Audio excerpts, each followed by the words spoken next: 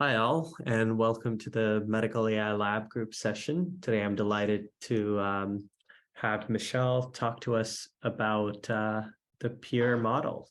So without further ado, Michelle, take it away. Thanks, Pranav. Hi, everyone. I'm Michelle, and I'm excited to present the peer paper to you. Let me know if you can't see my screen. But yeah, I'm Michelle Qin, and the peer was published by Meta in August of this year, and it is a collaborative language model. So I'll go ahead and start my presentation. So starting off with the motivation, this paper starts by examining the human experience. Writing is a collaborative process which involves starting a draft, asking for feedback, and continuously making edits. Today's large language models, like OpenAI's GPT-3, have shown impressive results in generating writing in the form of poetry, code, stories, and more. But these models are trained to generate only the output text. And as a result, they're incapable of performing basic functionalities when it comes to collaborative writing. They're incapable of updating existing texts, of verbally planning and explaining their actions, and they're very difficult to control. So in a word, they're not very collaborative. And so to address these shortcomings, PEER is introduced. PEER stands for Plan, Edit, Explain, Repeat, and it is a collaborative language model. It's capable of writing drafts, adding suggestions, proposing edits, and providing explanations for its actions. It's trained on edit histories, which come from Wikipedia, so as to imitate the entire writing process. And the way that PEER operates is through a series of steps that mirror the iterative nature of human writing. And that's unique and different from today's language models, which generally only operate by generating the text in a single pass from left to right. So specifically, how PEER works, I mentioned that there's a series of steps.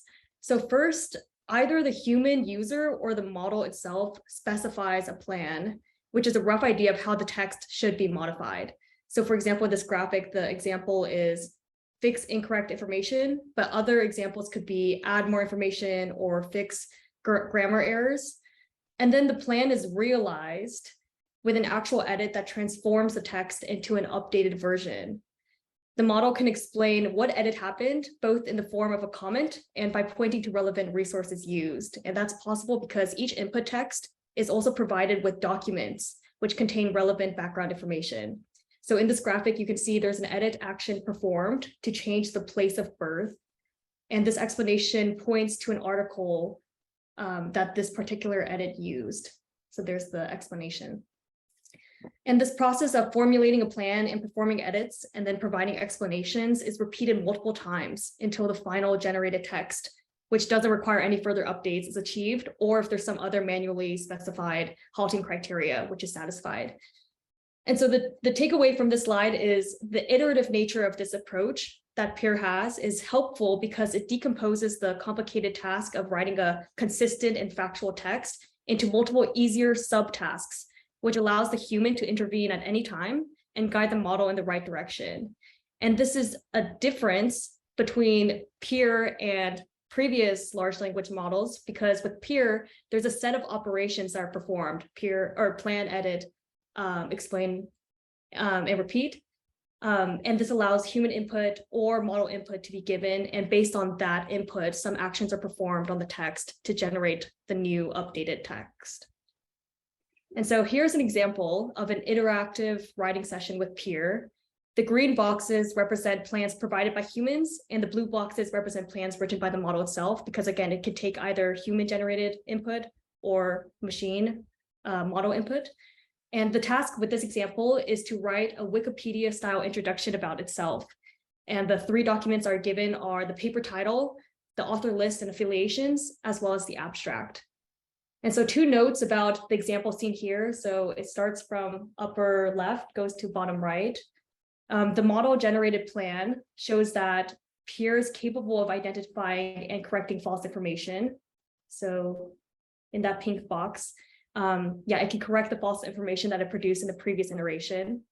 And also notice that PEER is capable of providing citations and performing stylistic formatting, which is pretty impressive as well.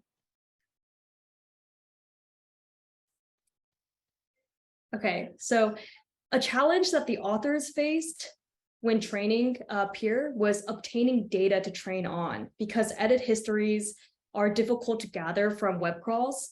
And even in the cases where edit histories can be gathered or synthetically generated, these edits are not usually annotated with plans and documents and explanations. And so the author's solution was to follow previous literatures by turning to Wikipedia, which is very large in scale, has full edit history, and associated comments on a diverse range of topics that can be used as proxies for plans and explanations. However, relying solely on Wikipedia also has its downsides because it limits how the model expects textual content and plans and edits to look like, and not to mention the noise and vandalism in the data. And additionally, the goal of Peer is to create a model that is capable of following human written instructions for updating text in any domain beyond Wikipedia. And so I guess the way to go about this is Peer is trained to not only perform the writing process and plan, edit, and explain the series of steps I shared earlier, but Peer is also then trained to infill various parts. So for example, when it's given an edited text and a set of relevant documents, the Peer model can be taught to produce the original version of the text before it was edited. And so this enables the use of self-training techniques to train Peer with synthetic plans, edits, explanations, and documents. And this is another contribution of the paper because synthetic data shows really great improvements for Peer in its ability to edit texts in any domain and to understand human written instructions and explain its actions. So I'll come back to this synthetic data generation point a little bit later too.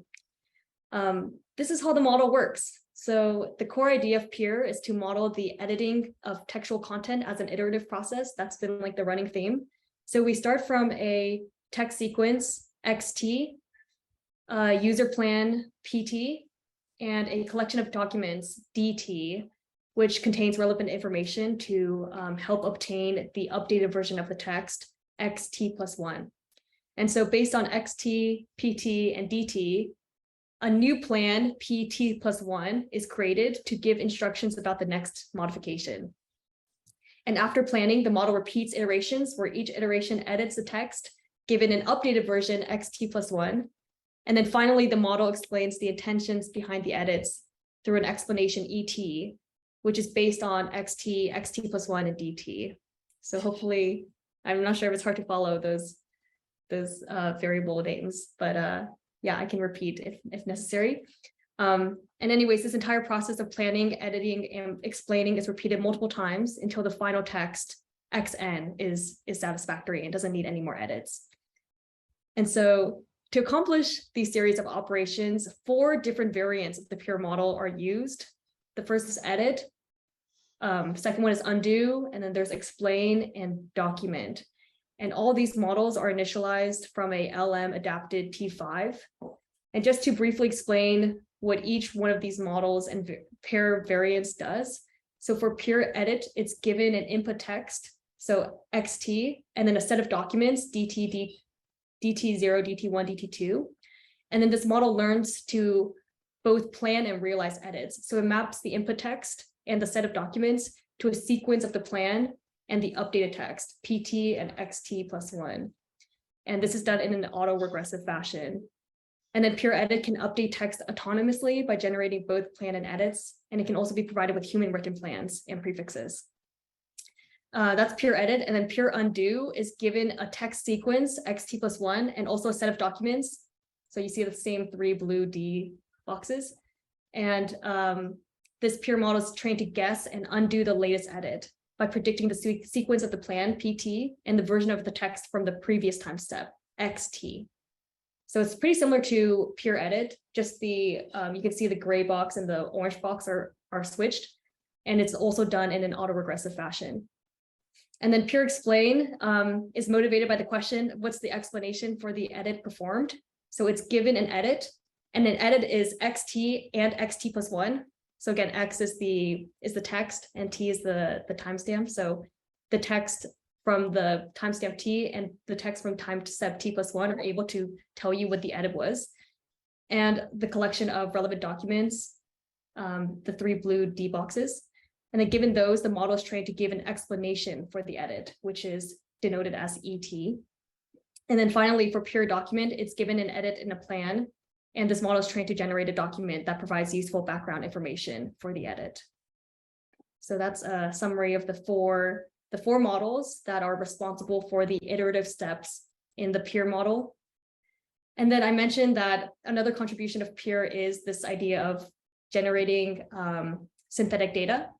And so all four variants of the peer model are actually used to do this. And again, the purpose of the synthetic data is to substitute missing or low quality data and overcome the problems of data scarcity and help generalize peer to domains without editing histories. And so, for example, to enable training on text data that doesn't come with edit histories, peer undo is used, and it's used to generate synthetic backward edits. So given a final text and a collection of documents, the peer undo can be iteratively applied to get a sequence of plans at different time steps, all the way to the first time step. And then peer edit is trained in the opposite direction and predict each edit from the given text, XT, and documents, D. And then that's for editing. For generating plans, peer explain is used. So given a set of texts and a collection of documents, various outputs of explanations from peer explain are sampled that explains the edit being made and act as potential plans. And then the likelihood of the actual edit given each sampled explanation is computed, and the one that makes the edit the most likely as its new plan is picked. So here, the probability of xt plus 1 given xt, dt, et on the slide, this denotes the probability that peer edit